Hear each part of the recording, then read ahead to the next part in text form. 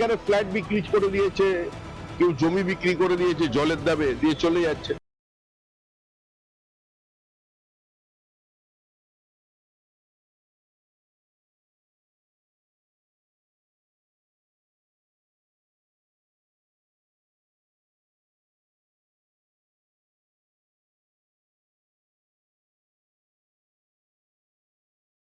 বাংলাদেশের থেকে আইছি, আসার পরে দেখাচ্ছে তামিলনাড়ু ছিলাম আপনার আইলার আগে আসা। এবার আসার পরে এদের সাথে যোগাযোগ হয়ে এখানে বিয়ে শাদী করিয়ে এখানে মনে করেন জমি জায়গা সবই কিছু আছে। এখন বর্তমান আমার নামে দেখাচ্ছে আমার শাশুড়ি হয় আর প্লাস শ্বশুর হয় উনি, এবার তাদের নামে আমার দেখাচ্ছে ডকুমেন্টস করা। এসআই এর ভয়ে শয়ে শয়ে অবৈধ বাংলাদেশি মুসলিম অনুপ্রবেশকারীরা পশ্চিমবঙ্গ ছেড়ে বাংলাদেশে পালিয়ে যাচ্ছে। ভিডিও চিত্রে পরিষ্কার দেখা যাচ্ছে মমতার ভোটাররা পালিয়ে যাচ্ছে বাংলাদেশে। এতদিন ধরে তৃণমূল, সিপিএম ও কংগ্রেস গলা ফাটিয়ে এসেছিল যে পশ্চিমবঙ্গে কোনো অবৈধ বাংলাদেশি মুসলিম অনুপ্রবেশকারী নেই। তাহলে এরা কারা পালিয়ে যাচ্ছে? সিএর জন্য নিশ্চয়ই কোনো হিন্দু, বৌদ্ধ, খ্রিস্টানরা পালিয়ে যাচ্ছে না। এতদিন ধরে যারা অবৈধ বাংলাদেশি মুসলিম অনুপ্রবেশকারীদের পক্ষে গলা ফাটালো, তাদেরকে কি আইনের হাতে তুলে দেওয়া হবে না কেন? ভারতের প্রচলিত আইনের বিরুদ্ধে যারা গিয়েছিল, সরকার কি তাদের এমনি এমনি ছেড়ে দেবে? ভারতে চোর, গুন্ডা, বদমাইশ, দেশদ্রোহী নকশালদের আশ্রয় দিলে তাদের বিরুদ্ধে আইন আছে, কিন্তু যারা দেশদ্রোহী অবৈধ বাংলাদেশি মুসলিম অনুপ্রবেশকারীদের ও রোহিঙ্গা মুসলিমদের আশ্রয় দিচ্ছে, বাপ ভাড়া দিচ্ছে, তাদের বিরুদ্ধে আইন নেই কেন? অবিলম্বে এদের বিরুদ্ধে আইন প্রণয়ন করা প্রয়োজন। দেশের আইন প্রণেতারা ভাবুন, এই বাংলাদেশি অবৈধ মুসলিম অনুপ্রবেশকারীরা ঘটি বাটি, ঘর বাড়ি, জমি জমা ও কেউ কেউ ফ্ল্যাট বিক্রয় করে বাংলাদেশে পালিয়ে যাচ্ছে। এই অবৈধ বাংলাদেশি মুসলিম অনুপ্রবেশকারীরা কী করে ভারতে? ভোটের দিন ভোট লুট, ছাপ্পা ভোট ও বুথ জাম করে। অন্য সময়ে চুরি, ডাকাতি, ছিনতাই, গরু পাচার, গুপ্তচর বৃত্তি, বাংলাদেশে অবৈধভাবে খাদ্য সামগ্রী পাচার ও নারী পাচার করে। ভারতের অন্যান্য রাজ্যে যে সমস্ত অবৈধ বাংলাদেশি মুসলিম অনুপ্রবেশকারীদের গ্রেপ্তার করা হয়েছে, তাদেরকে পাওয়া গেছে ভারতের বিভিন্ন রেড লাইট এলাকা বা বেশ্যালয় থেকে। অধিকাংশ অবৈধ বাংলাদেশি মুসলিম অনুপ্রবেশকারীদের জাল পরিচয়পত্র পশ্চিমবঙ্গের দক্ষিণ 24 পরগনা জেলা প্রশাসন থেকে ইস্যু করা। বিষয়টি ভারতীয় পার্লামেন্টে উত্থাপিত হয়েছে। দক্ষিণ 24 পরগনা জেলা প্রশাসনের বিরুদ্ধে কেন আইনগত ব্যবস্থা নেওয়া হচ্ছে না? কিছু কিছু অবৈধ মুসলিম অনুপ্রবেশকারীদের মুখ থেকেই শোনা যাচ্ছে যে শরিয়া আইনের মুসলিম দেশ বাংলাদেশে আইন শৃঙ্খলা বলতে কিছু নেই, কর্মসংস্থান নেই, ধর্ষণ, খুন খারাপি নিত্য নৈমিত্তিক ব্যাপার। বোরখার আড়ালে মেয়েদেরকে ঢেকে রাখার পরেও তাদের নিস্তার নেই। প্রতিনিয়ত বাংলাদেশে মেয়েরা ধর্ষিতা হচ্ছে।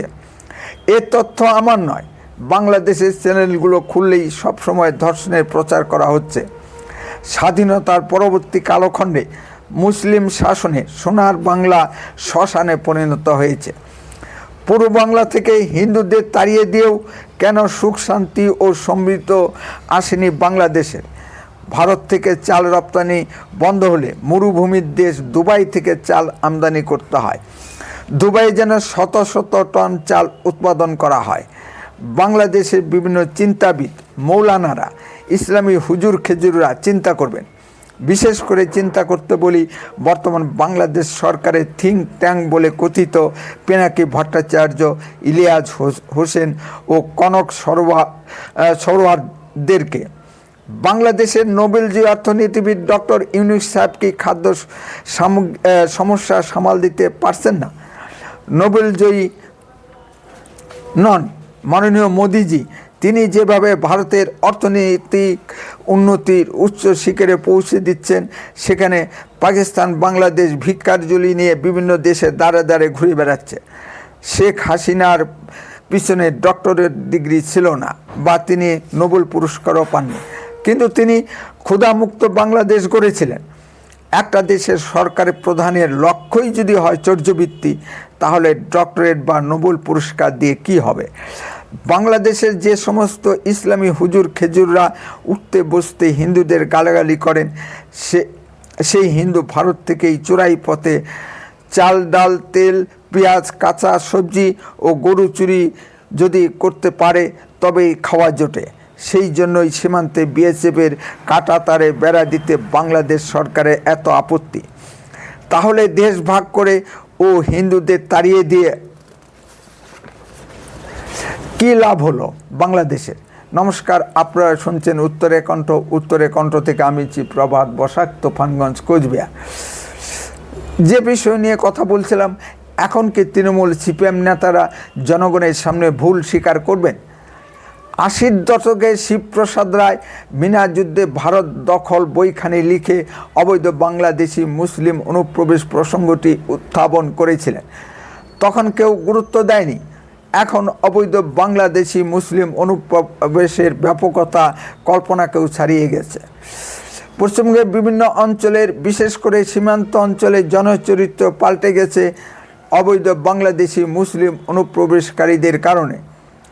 পৃথিবীর বিভিন্ন মুসলিম দেশের যুদ্ধবিগ্রহের কারণে বাস্তুচ্যুত মুসলিম শরণার্থীরা, দর্শক দেখবেন, কোনো মুসলিম দেশে আশ্রয় নিতে চায় না। এখানেও মুসলিমদের অন্যান্য দেশ দখলের রাজনৈতিক পরিকল্পনা রয়েছে। এইভাবে একদিন সারা পৃথিবী মুসলিম সংখ্যাগরিষ্ঠ হবে। পৃথিবীর 56টি মুসলিম দেশ আছে। আপনারা কি কখনো শুনেছেন মুসলিম দেশগুলোতে মুসলিম শরণার্থীদের আশ্রয় দিচ্ছে? নিশ্চয়ই না। পারমাণবিক শক্তিধর রাষ্ট্র পাকিস্তান, ধনী রাষ্ট্র সৌদি আরব, ইরান বা তুরস্ক, কেউ কি মুসলিম শরণার্থীদের আশ্রয় দিয়েছে? তাহলে কি মুসলিম শরণার্থীদের আশ্রয় দেওয়ার দায় একমাত্র অমুসলিম দেশগুলোর? মার্কিন যুক্তরাষ্ট্র ও রাশিয়া উদার ধনী রাষ্ট্র হলেও মুসলিম শরণার্থীদের ঢুকতে দেয়নি, চীনও ঢুকতে দেয়নি। আর যে সমস্ত দেশ অগ্রপশ্চাৎ বিবেচনা না করে, যেমন ইংল্যান্ড, ফ্রান্স ও জার্মানি, দয়াপরবশ হয়ে মানবতার খাতিরে মুসলিম শরণার্থীদের আশ্রয় দিয়েছে, তারা এখন টের পাচ্ছে কি ভুলটাই না তারা করেছে। মুসলিম শরণার্থীরা 2 হাত অন্তর অন্তর মসজিদ নির্মাণ করেছে ও শরিয়া আইন চালু করতে আন্দোলন করছে। না পেয়ে ধর্ষণ, খুন খারাপি ও লুটপাট চালিয়ে যাচ্ছে এবং গির্জা ভেঙে সেই দেশে সামাজিক অস্থিরতা সৃষ্টি করছে। ইতালির প্রধানমন্ত্রী মিসেস জর্জিয়া মেলোনি মুসলিম শরণার্থীদের বিরুদ্ধে খড়গহস্ত। তিনি মুসলিমদের প্রকাশ্য স্থানে নামাজ বন্ধ করে দিয়েছেন, মুসলিম নারীদের হিজাব পরা নিষিদ্ধ করে দিয়েছেন। ইউরোপের আরও একটি দেশ ফ্রান্সও একই পথে হাঁটছে। মুসলিমরা জনবিস্ফোরণ ঘটিয়ে সেই দেশ অধিকার করতে চাইছে। ফলে ওই সকল দেশের স্থানীয় অধিবাসীরা সংঘবদ্ধ হয়ে মুসলিম শরণার্থীদের বিরুদ্ধে আন্দোলন শুরু করেছে।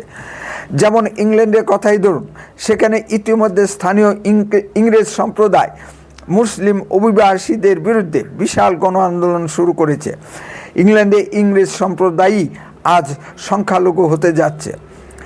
ধরলাম 2002 সালের পরে যে সকল অবৈধ বাংলাদেশি মুসলিম অনুপ্রবেশকারী ভারতে ঢুকেছে তাদের বিতরণ করা গেল, কিন্তু 80-র দশকে বা 90-এর দশকে যে সকল অবৈধ বাংলাদেশি মুসলিম অনুপ্রবেশকারী ভারতে ঢুকেছে তাদের ক্ষেত্রে কি হবে? যেমন ধরুন, সন্দেশখালী শেখ শাহজাহান 90-এর দশকে বাংলাদেশ থেকে ভারতে এসে প্রথমে ইটভাটার শ্রমিক হিসেবে কাজ করে। তারপর তৃণমূলের দয় বিশাল আর্থিক সাম্রাজ্য গড়ে তোলে। এই ধরনের লাখো শেখ শাহজাহান পশ্চিমবঙ্গের আনাচে কানাচে, পাড়ায় পাড়ায় লুকিয়ে আছে। ভারতের নির্বাচন কমিশন তাদের বিরুদ্ধে কী ব্যবস্থা নেবেন? অলরেডি তাদের নাম 2002-এর ভোটার তালিকা অন্তর্ভুক্ত করা আছে। প্রশ্ন অনেক, কিন্তু তার সমাধান কই? আমরা ভারত সরকারের কাছে দাবি রাখছি অবিলম্বে ৭১ পরে আসা সকল অবৈধ বাংলাদেশি মুসলিম অনুপ্রবেশকারী ও রোহিঙ্গাদের বিতরণ করা হোক। আমি ভারতীয় মুসলিমদের কথা বলছি না, উত্তরে কণ্ঠ সর্বদা বাস্তব ও সত্য কথা বলে। আরও এই ধরনের ভিডিও পেতে দয়া করে এক্ষুনি চ্যানেলটিকে সাবস্ক্রাইব করুন, বেল আইকনে ক্লিক করুন, আপনার মূল্যবান মতামত কমেন্টে লিখুন। বন্দে মাতরম, ভারত মাতা কি জয়।